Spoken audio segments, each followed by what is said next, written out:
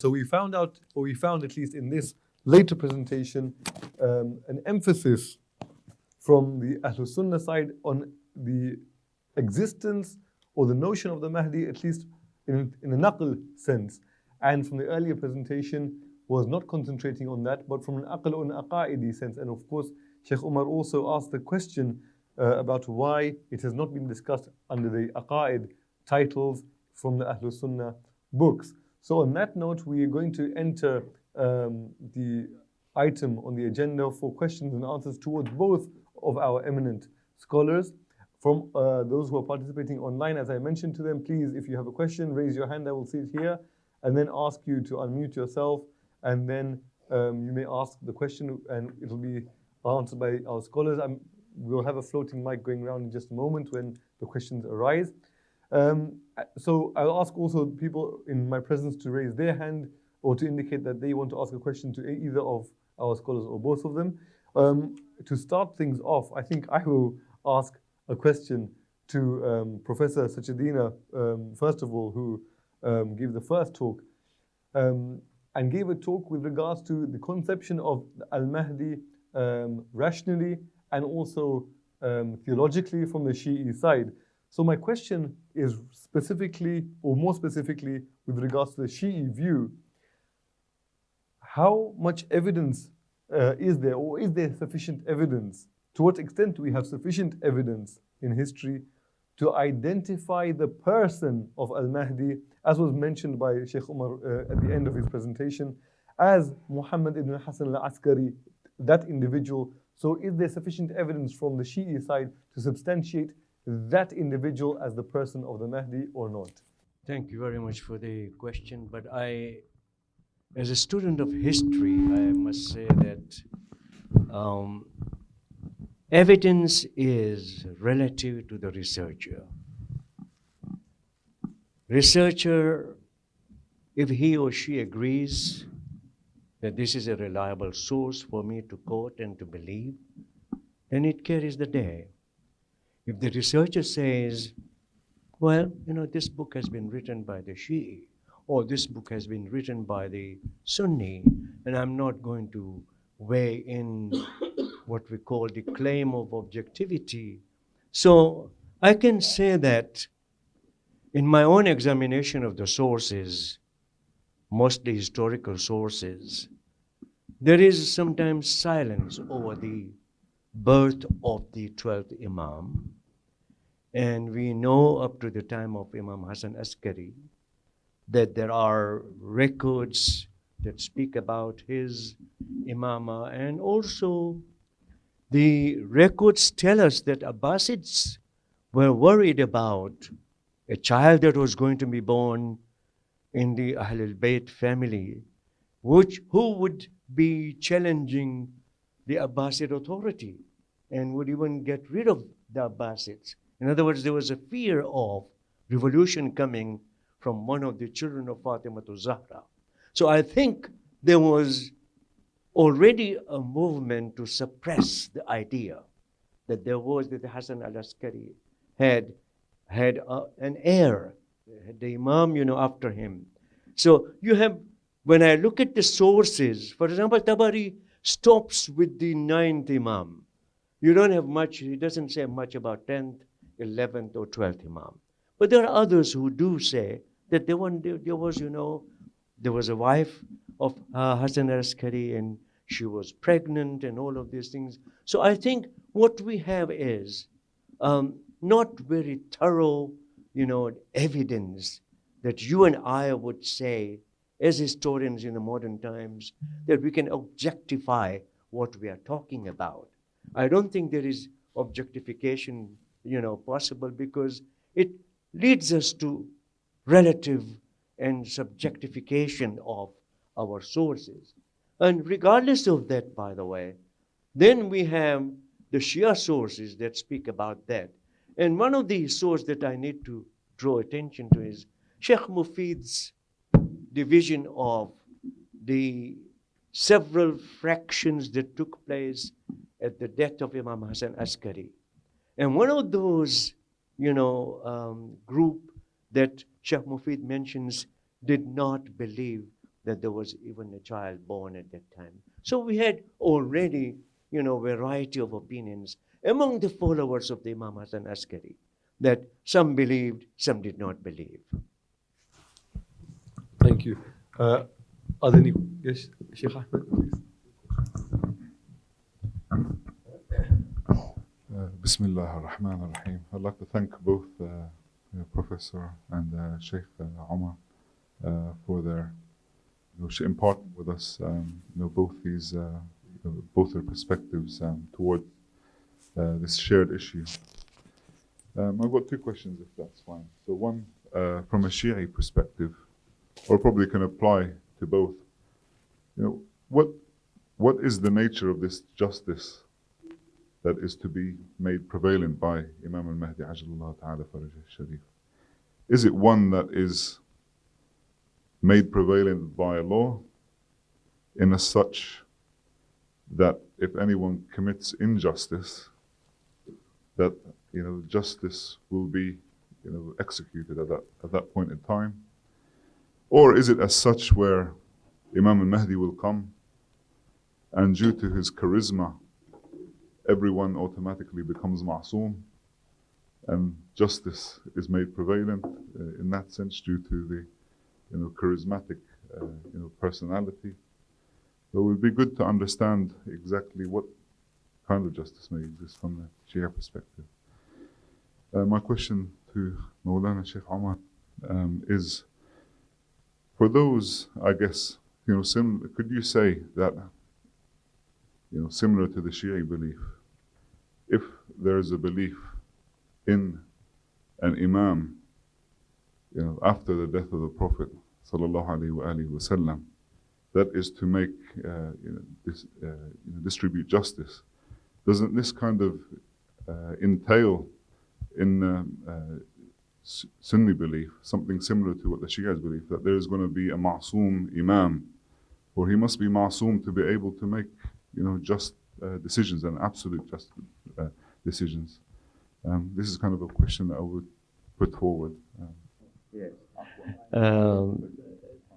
I'm sorry that the questions are so loaded that it is very hard to keep it within a certain limit. But I think it's good to be short and to the point. That I think the justice that we are talking about, the nature of justice that we are talking about, is certainly the rule of law, and the rule of law that is based upon divine law, something that God guarantees, which human institutions have not been able to guarantee. So there is a trust in the divine intervention in history. What the idea of Mahdi in Islam teaches us is that human efforts will not produce what God wants to produce for humanity until God intervenes, not only directly but through the appointment of certain leaders who will stand out as exemplars, and they will be the one to lead the communities of the world to the betterment of the entire society, entire global society. So it's not the generalization of the ideal of being exemplar, but rather it is universalization of the value of being fair-minded. That is in the mind of the scholars, especially our fuqaha. They are, whenever they are talking about justice, they are talking about the rule of law, and they're talking about the ideal that God has presented to human beings through the revelation. In other words, they have always depended upon scriptures, revelations, to be the ideal, and human reasoning being capable of understanding that scripture. So that's what we are talking about. Bismillah ar-Rahman ar-Rahim. Thank you very much for the question. So, because the first question was interrelated also to my presentation, it's 100% right. Humans have endeavored for thousands of years to make this world into a utopia, which it isn't. In fact, Imam Ali's understanding of what the world should be is a utopia. What he was, and that's the reason why I believe he wasn't chosen as a political person, because his vision and his standards were so high. Human beings were not ready at that time to envisage that a world would be so perfect i.e. what he talks about. Hence the reason why a divine intervention, as Mullah Liqari says, that the word that by night, bil-layla, that within one night Allah will set his affairs, it means that the people will accept him. It's a divine intervention, irrespective of NATO, the UN, all the world powers that may be against the Muslims or not against the Muslims. I'm not advocating either thing. There will be a divine intervention by Allah Jalla Jalaluhu that will cause the earth to become united. He will rid the earth of this evilness. And this is that point. The question you asked me about this, we discussed it within the presentation of Qirtas, so I would say refer to that. But this is one of the differences we have within Ahl Sunnah and our Shia brothers. When you say Mahfuz, the Imam is someone who's Ma'soom. Within Sufi Islam, we accept that concept. We believe Ma'soom means Mahfuz. But that's not a Hujjah in our Sharia. That's the difference. We say an Imam cannot be Hujjah. Like Abu Hanifa is not Hujjah for us. Al-Shafi'i is not Hujjah. Hujjah are those principles in the Sharia like Quran and Sunnah. So we would say, whereas yourselves, you believe the qawl of the Imam is a Hujjah itself. So we don't actually believe that. We believe that the Prophet left that to a Shura point. But a spiritual point I want to mention was what Sayyid Ahmed bin Siddiq al-Ghumari, which all the great Imams, Maulana Shif Ali Thanvi Sabarhum, dealt with it in very great detail on his book called Kitab-e Fadaili al-Bayt. He says that the meaning of this spiritual well-being is that Rasulullah chose Imam Ali as his successor spiritually, al-Batiniyan, because we don't believe spiritualism and the conditions of being the spiritual leader is dependent upon being a political leader. This is something which our Imams have spoken clearly, that being a political leader is not, let me repeat that sentence, being the political leader of the Muslims is not dependent upon tafdeel, afzaliyat. Anyone can become a leader. However, being the spiritual successor is dependent upon that. So I hope that answers it. Can I come in? Just reminding something very important for our respected guest and audience. Actually, we've been talking very much about the theological aspects, the mission of Imam Al-Mahdi. What's the more relevant today, and that was the part of the topic, that's the narrations talking about the advent of Imam Mahdi from both sides, because there is some confusion. So that's why from Ahlul Sunnah side, and that's question coming to you, Professor Saab as well, and Sheikh as well. I don't see today many scholars here, including Sheikh Arif Saab as well. But this is very important because from Sunni side, as Sheikh Umar mentioned, there is denial as well because of the internal contradictions of the narration and ahadith talking about the advent of Imam al-Mahdi. This question goes to two as well. Is the same situation within Shia circles or not? That's another question. Our respected scholar Mufti Farooq Saab is here as well, and we would like to give him the time as well because his research is quite, monumental and remarkable in this respect. And he would be speaking Urdu because his English is not up to that level. However, he's a very good communicator. And so we will be translated, inshallah, into English as well. So this is because we have to put our stress on the narrations, ahadith as well. There is a denial. So this is the issue related to the modern situation today. If we don't deal with it, then the topic would be incompleted, and we never touch the spirit and staple part of the subject. Thank you. Thank you. Just before we will move on to Mullah Farooq's in a moment, the benefit of having the hybrid format of both having people in person here is that even those who are not being able to make it here are still able to benefit and participate. So I have a hand up here, which is, as just mentioned by Dr. Khalid, that Sheikh Arif is not present. However, he is present online. So if I can invite him to unmute himself and give his input or ask his precise question, inshallah. You can hear me, yes? Yes. So, Assalamu alaikum wa rahmatullah. Thank you very much for your presentations. This question is to both our speakers. How much of the idea of Mahdiism is borrowed from previous scriptures, the Abrahamic scriptures, and beyond the Abrahamic scriptures. And if it is an idea that is shared amongst different cultures and religions, then does it make any difference as to who the Mahdi is or the particular identity of the Mahdi? Or are we only talking about a savior coming at the end of time and resolving our issues and bringing justice to prevail upon the face of the earth and within the human community? Thank you. A very, very good question in regards to that. There are some information, and this is something our scholars have dwelt in, that some of the narrations regarding Al-Mahdi are about this idealism that there would be a certain individual that would come towards the end of time that would rid the world of injustice, and he would put justice throughout the world, and he would remove evilness and so forth. That other religions do actually believe this. The Abrahamic beliefs also adhere to the Jewish. Some of the Jewish traditions have referred to that. This is something. This is one of the differences we have. The majority within Ahl Sunnah don't believe in individualism. They don't really care who the individual is, i.e., his identity. Is he from the Ahlul Bayt or not? But he is an individual that will come towards the end of time. And this is the reason why during the Abbasid time, when the Banu Umayyad time, when the rebellion happened against the Umayyad Caliph leaders of the time, when Muqtar al-Thaqafi, for example, rose up and fought against the leaders, he actually said Muhammad bin Hanafiya was the Al-Mahdi. And the reason for that was a political endeavor, was to give political relevance to this rebelliousness against the governments.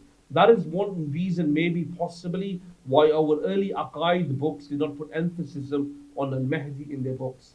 This was the only logical other reason of giving benefit of the doubt to scholars of why scholars did not do this, because that rebelliousness would have, the traditions of Al-Mahdi would have legitimized a rebellion against the leader. But we do have that within our narrations, our traditions. But Wallahu wa Rasuluhu a'lam. I think. Good. Yeah, very, very briefly to respond to Sheikh Arif, I think what the identity of Mahdi for the Shia tradition was also quite a problem, because there were several Imams and their descendants who were regarded as Mahdi at different times. So we have the group of Waqifiyya, for example, who believed that the seventh Imam, Musa Kazim, was the Mahdi. There were others who believed that the ninth was the Mahdi. In other words, every Imam had some kind of expectation attached by their followers. What we do see, I think, is, especially in Iraq and Iran at that point, not only other religions were intermingling with the Muslims. We have Zoroastrians, for example, who believed in Socians, the coming of Socians. And there were, Jewish people awaiting, there were Parsis awaiting, there were different people, different groups that awaited a leader. Which leader was, whose ideas were prevalent at one time or another, we have no record of it. We can speculate that yes, I think there was a lot of exchange going on. I must say that in the heteroculture of Iraq and Iran at that point, it's quite possible to understand that Abrahamic traditions were talking to one another and were saying things that clicked to them as being a common ground between them. So there is a possibility that there was, that interchange going on. But I must emphasize that in the 12 of Shiism, the identity of the Mahdi has been limited to the son of Hassan al-Askari. And that's why, later groups who tried to declare Mahdiism like the Babism and Baha'ism were faced with the Ahmadiyya, including, were faced with a problem of connecting the idea to the person. Assalamu alaikum wa rahmatullahi wa barakatuh.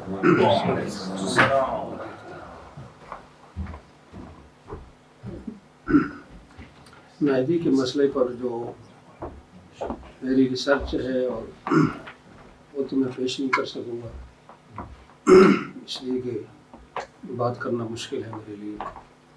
البتہ میں چونکہ لمبی بات نہیں کر سکتا، تو بنیادی طور پر 4 سوال جو ہیں وہ اہل سنہ اور شیعہ دونوں اسکالرس کے سامنے میں رکھ رہا ہوں. ڈاکٹر خالد صاحب سے یہ گزارش ہے کہ آپ ان کو نوٹ کر لیں اور اس کی ٹرانسلیٹ کر دیں حضرات کے سامنے. پہلا یہ کہ شیعہ روایات جو ہیں ان کے اندر بعض روایات ایسی موجود ہیں کہ امام حسن عسکری علیہ السلام کا کوئی بیٹا موجود نہیں تھا، ان کا کوئی بیٹا پیدا نہیں ہوا. اگر یہ روایات سند کے اعتبار سے کمزور بھی ہوں تب بھی ان سے ایک چیز یہ واضح ہوتی ہے کہ لوگوں میں یہ نظریہ جو ہے یہ موجود رہا ہے کہ 11ویں امام کی نرینہ اولاد نہیں تھی. تو ایک تو اس کو ذرا واضح کریں، یہ سوال میرا شیعہ اسکالر سے ہے. اور دوسرا سوال جو ہے وہ بھی انہی سے ہے کہ امام جو ہیں وہ غائب کیوں ہیں. امامت کا ٹھیک ہے یا تو دوسرا یہ کہ امام غائب کیوں ہیں. امامت کا جو بنیادی نظریہ ہے وہ تو یہ ہے کہ امام ایک لیڈر ہے اور اس نے امت کو گائیڈ کرنا ہے. تو اتنے لمبے عرصے سے امام غائب ہے، امت کو گائیڈ کون کرے گا؟ تو ان کے غائب ہونے کی وجہ کیا ہے، وہ کیوں غائب ہیں؟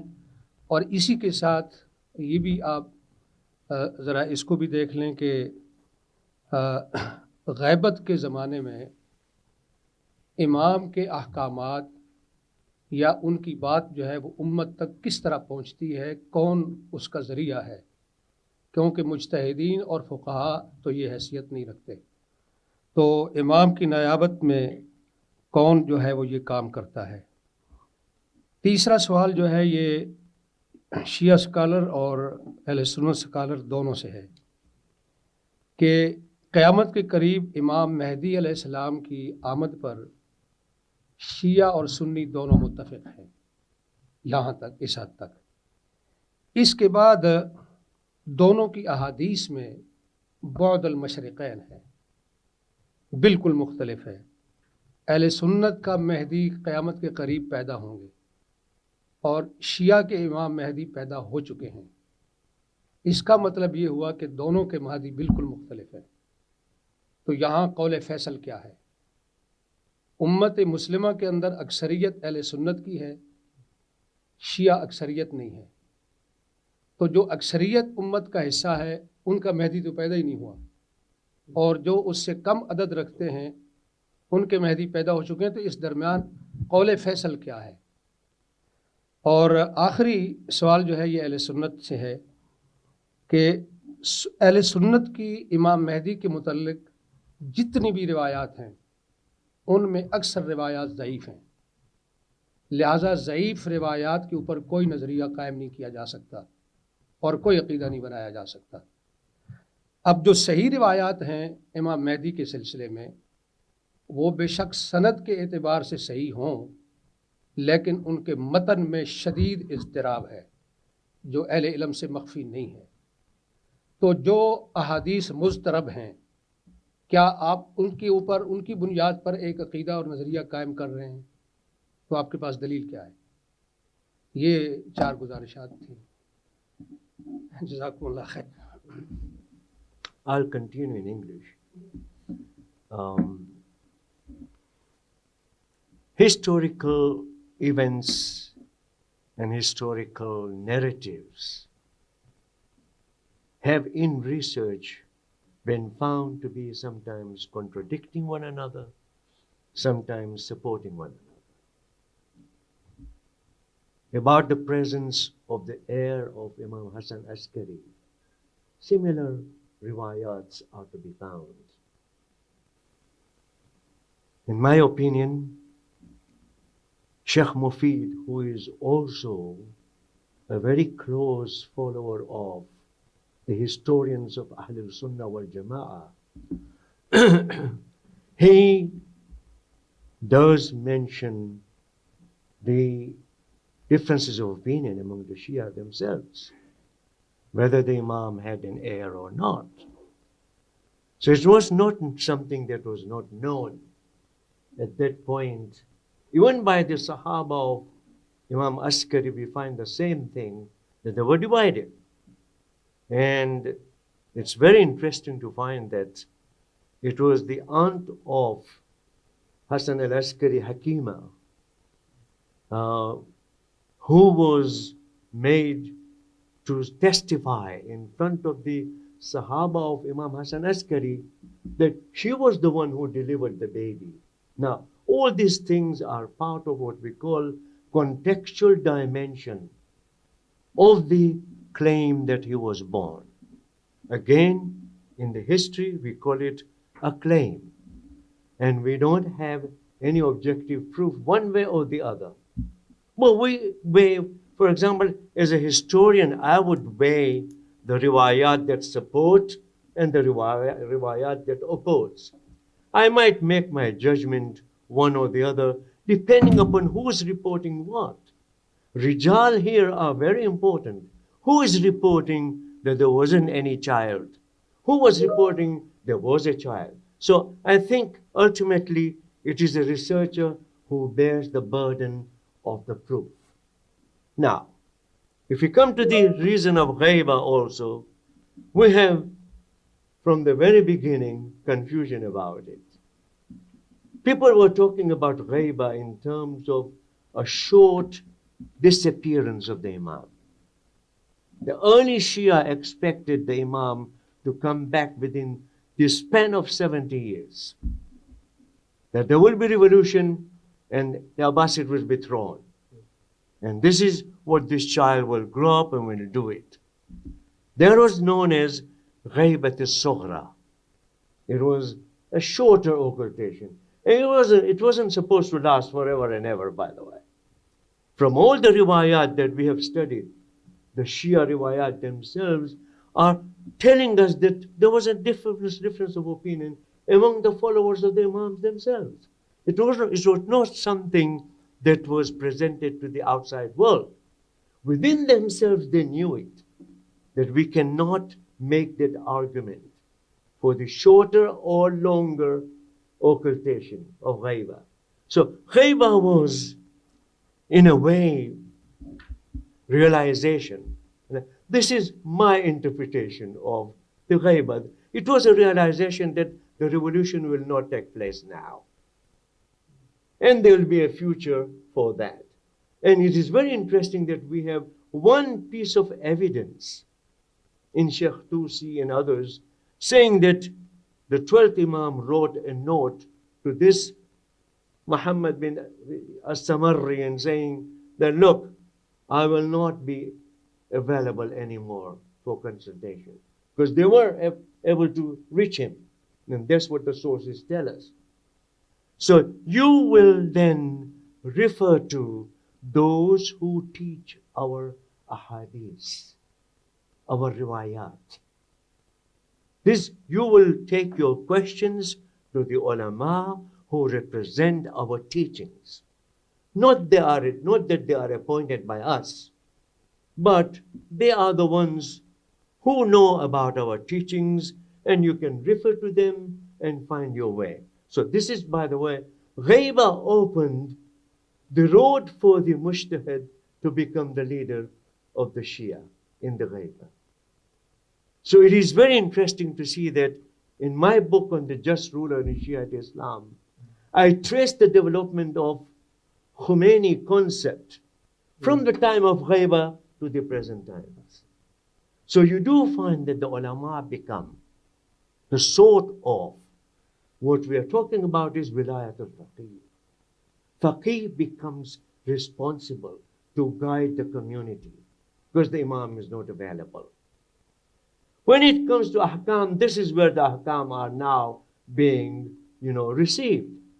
All these years, all the books of the fiqh, for the last 13 centuries are written by the Shia scholars, starting from those who were believed to be living in the shorter occultation of the 12th Imam, shorter ghaiba of the Imam, and those who started, their work in the longer ghaiba. So you have what we call the wilaya of the scholars, of the jurists, available to the community during the ghaiba. I think there is one hadith that in ghaiba there were two ni'mah. One ni'mah was the maturity of the Shia followers in the absence of the Imam. How were they going to manage their affairs? What will happen to them? And of course there will be political dynasties, but they cannot depend upon them. What they want to do is that they want to depend upon their scholars. The second one was their own maturity from always having access to the Imam to not having the Imam.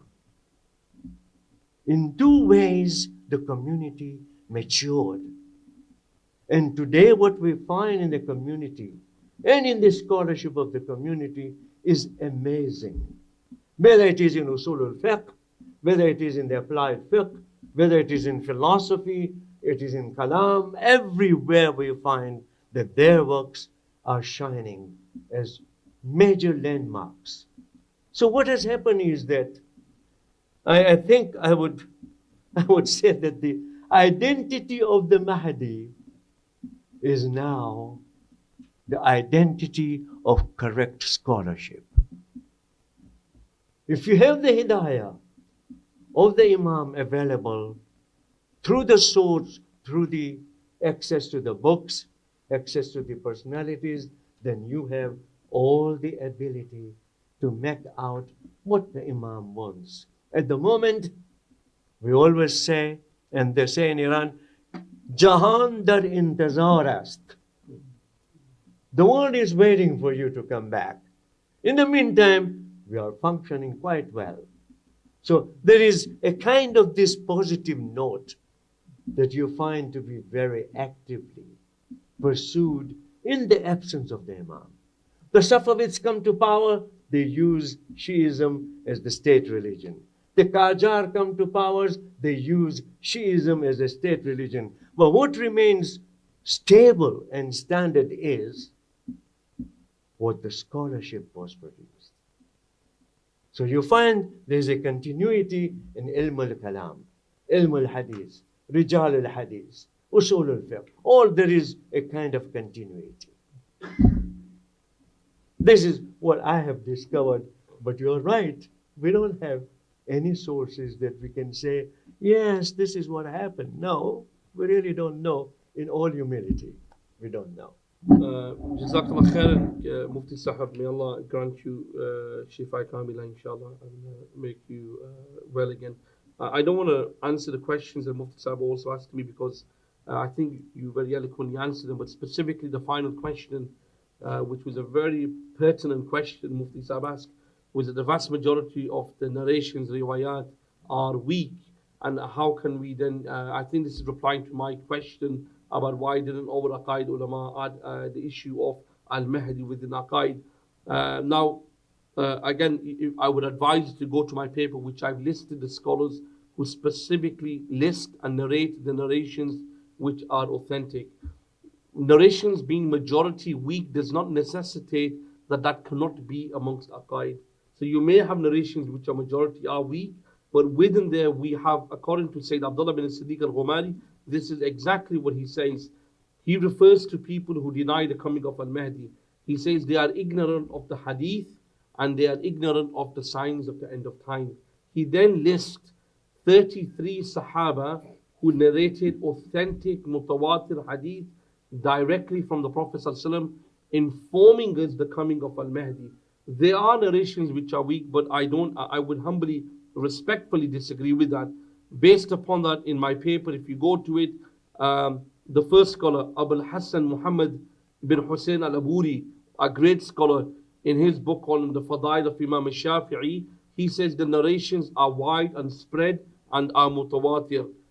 Qadi Shawkani, the famous Zahri scholar, in his book, he wrote a full book Qadi Shawkani wrote a full book rebuttaling those people who denied the coming of Al-Mahdi. He said there are 50 transmitted authentic mutawatir hadith of the coming of Al-Mahdi.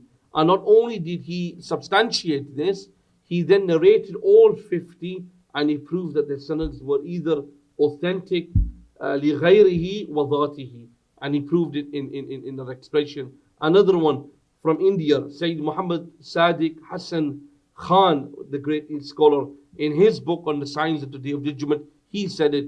Sheikh Al-Alama Muhammad Al-Arabi Al-Fayzi, a great Moroccan hadith scholar, he said that there were over 50 narrations which were authentic that explicitly said Al-Mahdi would come. And just to continue, and I will conclude with this as time is limited, two final scholars, Muhammad bin Ja'far bin Idris Al-Kittani, a great hadith master within Ahl Sunnah, giant scholar who died at the beginning of the last century. He wrote a book on the hadith mutawatir. The title are the hadith relating to Imam Al-Mahdi, and are they mutawatir? He's debating it. He says the following: there are numerous hadith relating to Al-Mahdi that have reached mutawatir, and it is not allowed to disregard them, even though they are weak narrations. So we are not denying that they are not weak narrations. However, to say all the narrations are weak and you cannot base aqeedah on that is not something which is substantiated. And finally, the late scholar for our Salafi brothers, a great scholar nevertheless, Sheikh Muhammad Nasiruddin Albani, in his Silsila Hadith, he says the following. This is what he said, Sheikh Albani, how far he went. He said it was a fundamental nature. It became an usuli principle in believing that Al-Mahdi would come. It is a fundamental belief that is based upon the mutawatir, and belief in it is obligation and fard. You cannot deny it.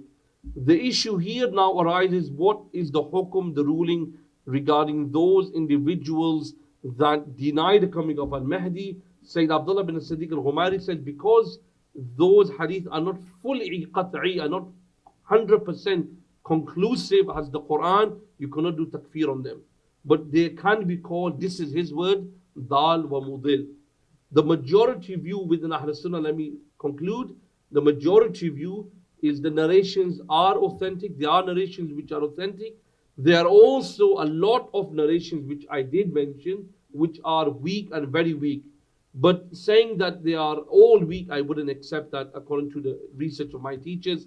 And I would say, finally, before I give to my beloved Dr. Khalid, if anybody wants the book itself, the PDF of Sayyid Abdullah bin Siddiq al-Ghumari's book on this subject, I can email it to Sheikh Ali Rida or Sheikh Tajri, and you can get a copy from them, which discusses this in very detail. Jazakallah khair. Question मेरा ये है कि जो सही रिवायात हैं उनमें अक्सरियत रिवायात के मतन के अंदर इज़्तिराब है, वो मुज़तरबुल मतन है, तो लिहाजा वो सही सनद होने के बावजूद भी वो इस काबिल नहीं है कि आप उनसे इस्तेनाद कर सके. ये मेरा क्वेश्चन था. जज़ाकुमुल्लाह खैर. I think Mufti Saab's question, it needs more research. When you're talking about istirab, it means confusion. Sanad is okay, like still there is a confusion. It needs more academic research. But just one right. sentence, Right. Dr. Saab, before you say, if you look at both of the texts written by Sayyid Abdullah and Sayyid Ahmed, they discuss this specific issue. Is there confusion in the text? In their explanation, there is no confusion in it. Some narrations there is confusion in it, but there are narrations which are clear-cut in its meaning, and hence Aqidah can be based upon that, according to their opinion and the opinion of our scholars. But I do accept that there is a minority of scholars that do echo what Qibla Mufti Saab said, and I apologize if I misunderstood what Qibla Mufti Saab said about saying all the narrations are weak. However, what Sayyid Ahmad bin Siddiq and Sayyid Abdullah clearly mentioned were the narrations were authentic, not just in the sanad, but even in the matan. Wallahu a'lam. So my question is, humanity needs justice now in their life. But this ummah waiting for Imam Mahdi and disappearing imams, they will come and give you justice, and this justice end of the day, before some years after Judgment Day. What is the benefit of Imam Mahdi to the Ummah? And what is the benefit of this belief in Ummah? They give us a concept that the leader of the Ummah are useless. They depend on Imam Mahdi to come and give them the justice. Compared to the Western societies, they have given justice to their people in their life, but we are waiting for some years before the Day of Judgment. This is very important question from those people outside the circle of the religious leaders. So we need to address this question as well.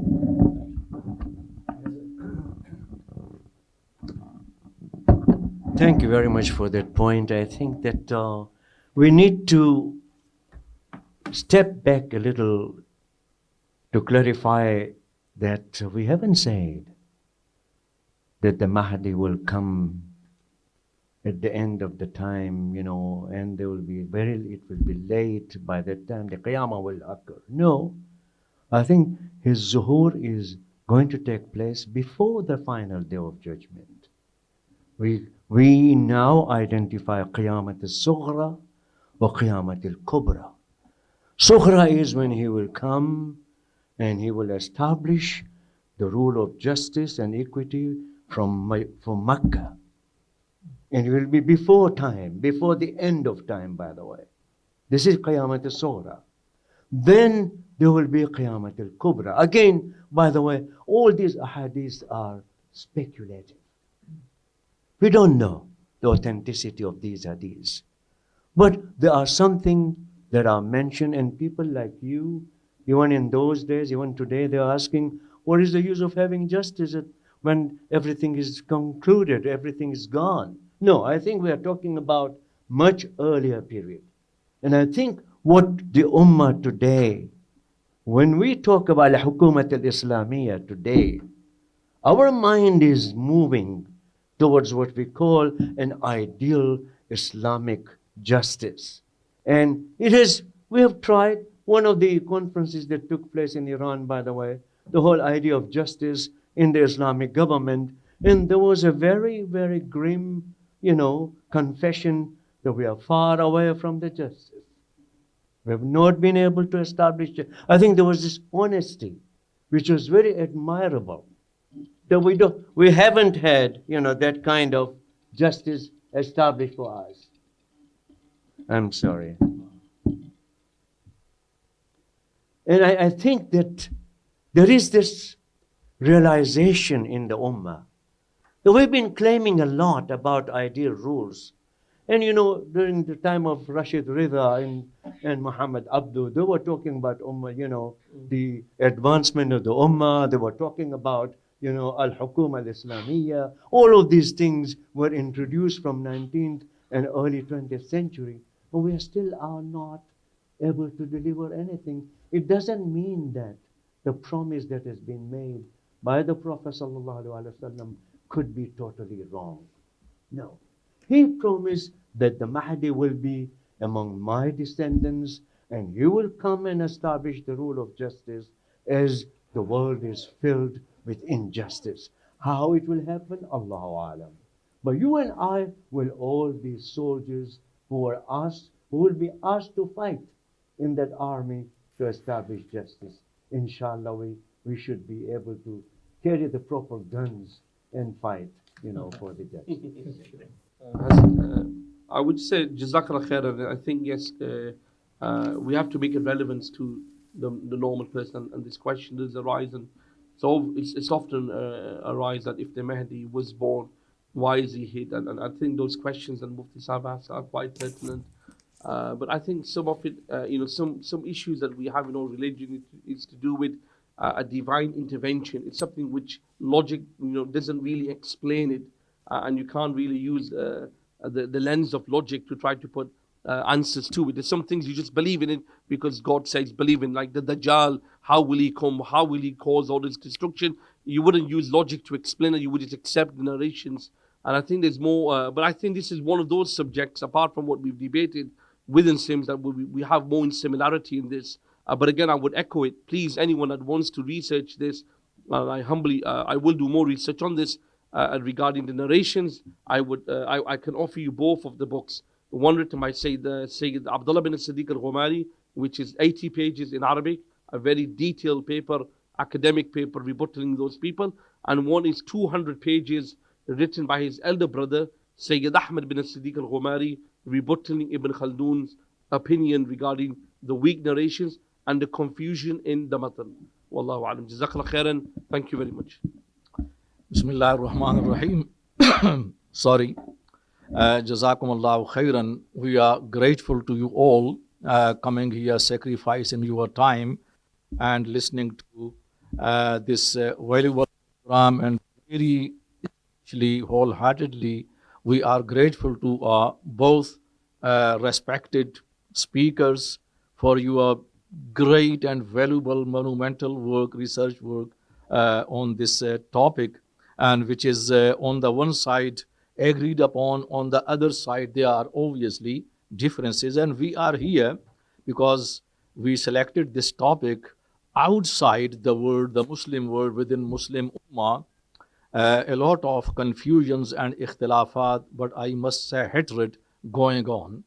And the purpose of discussing this topic here on this forum, to remove all these confusions, what's the proper position, what are ikhtilafat, what are the differences, and we have to provide the guidance to the Ummah outside. That's the purpose of this forum.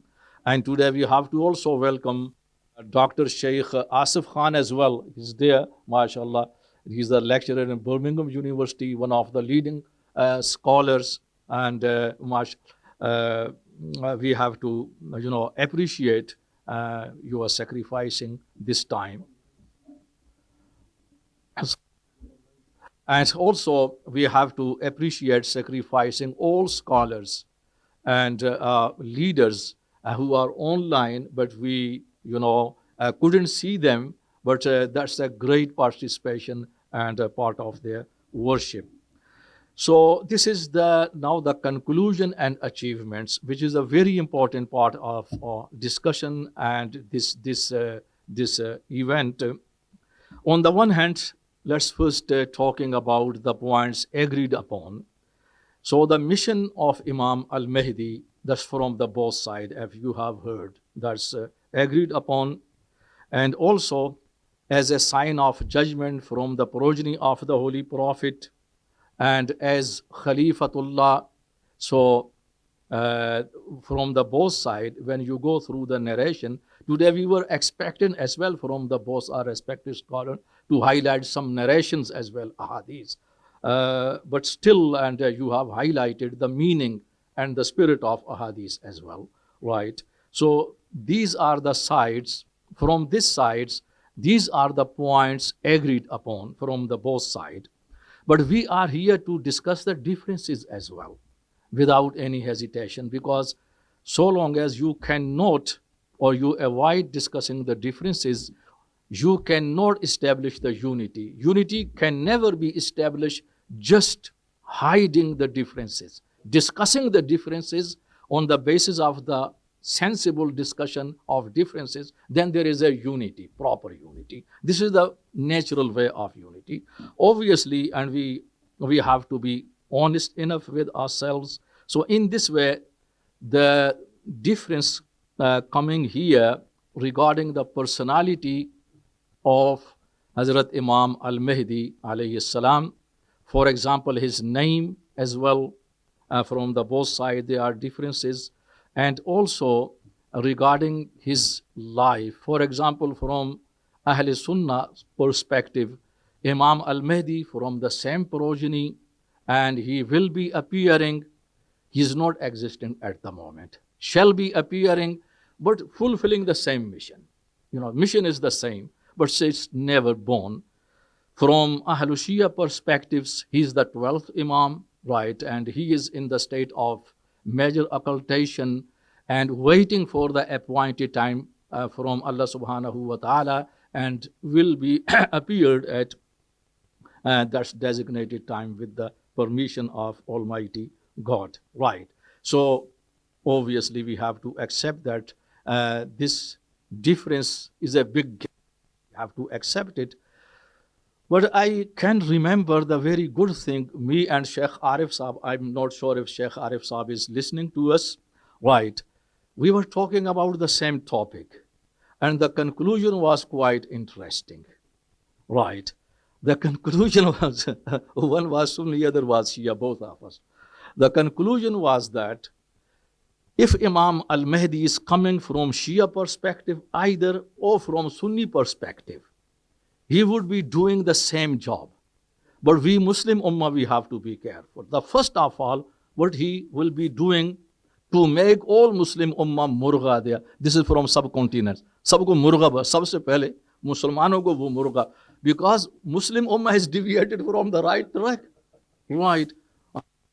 And you ignore your duty, whether they are Sunnis or Shia. First of all, they would be their target, will be flogged. So I think in this way, this is the way of reconciliation here, right? Whether it's coming from that perspective or this perspective, but the person is from the same origin, mission is the same, sign of the judgment, that's the same.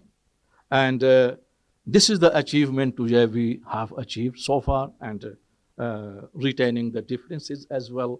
But always we have to look at the commonalities, because the principles of life is depending on the commonalities for living together and dealing with the differences with a dignified way, tolerating each other. This is the principle of humanity and usul al-hayat. That's all today. And before I have to, stop, this is the time of Salatul Maghrib. Inshallah, we are going to pray together there, first prayer. Then there is a food waiting for you. No one can go, he or she, no one can go without consuming your food, and which is prepared for you, inshallah. Thank you. That's up to Sheikh Tajri now. Alhamdulillah Rabbil Alameen, wassalatu wassalamu ala rasulihi Muhammadin wa alihi wa sahbihi. Allahumma arina al-haqqa haqqan warzuqna ittiba'a wa arina al-batila batila warzuqna ijtinaba. Allahumma a'inna ala zikrika wa shukrika wa husni ibadatik.